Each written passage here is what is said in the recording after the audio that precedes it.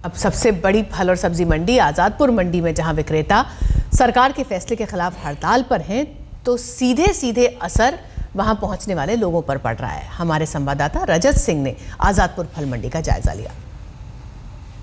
सरकार की तरफ से 6+1% का कमीशन आड़तियों से लिया जा रहा है और उसी के विरोध में आजादपुर मंडी में हड़ताल है। आज सभी आड़ती और जितने भी चाहे वो सब्जी वाले हों या फल वाले हों, सभी आज पूरी तरह से हड़ताल पर है। इसी पर बात करने के लिए हमारे साथ लोग हैं। अनिल जी हैं जो कमेटी के मेंबर हैं। सर, आपसे पूछूंगा क्यों हड़ताल पे हैं और इससे कितना नुकसान हो रहा है आपका?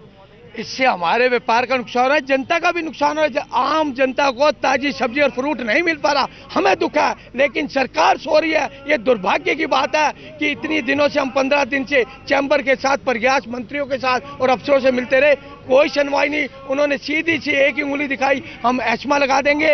ये गैर कानूनी है हड़ताल धरने, उनके लिए जायज है, हमारे लिए सब नाजायज है। ये सरकारें धरनों और हड़तालों के ऊपर आई थी और मौलिक अधिकारों को आवाज उठाने के लिए आई थी। ये जन लोकपाल बिल क्या है केजरीवाल जी? ये हमारे अधिकारों को दबाने के लिए क्या दमनकारी नीतियां लाएंगे? ये इस विरोध में ये हड़ताल है। टोपी की सरकार है। टोपी बहुत पॉपुलर हुई थी जब आम आदमी पार्टी संघर्ष करती थी और अब उसका जवाब टोपी से ही यहाँ पर दिया जा रहा है। सफेद की जगह काली टोपी, मंडी बंद, यही विरोध है। क्या लगता है इससे आम जनता का भी नुकसान हो रहा है? महंगाई उन पर बोझ बढ़ेगा, उसके लिए कोई जिम्मेदारी बनती है कि नहीं बनती है? मैं president of chamber of Azadpur fruit and vegetables Metharam Kripalani.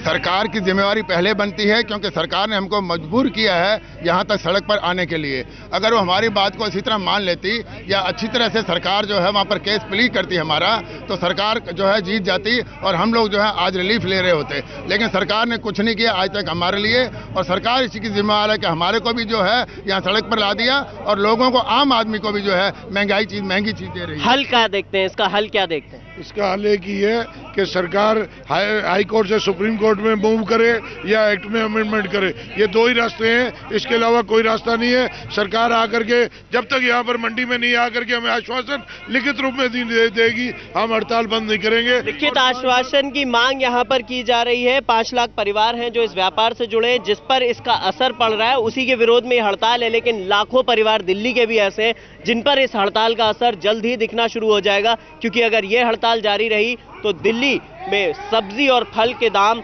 अचानक से महंगे होने की उम्मीद है बिल्कुल। लेकिन विरोध इनका अपना है कि जब तक सरकार की तरफ से लिखित आश्वासन नहीं मिलेगा तब तक ये हड़ताल जारी रहेगी। तो दिल्ली में हो सकता है कि ट्रिपल अटैक के बाद अब चौथी सब्जी और फलों की जो कीमतें हैं उनमें भी उछाल देखा जाए इस हड़ताल के चलते।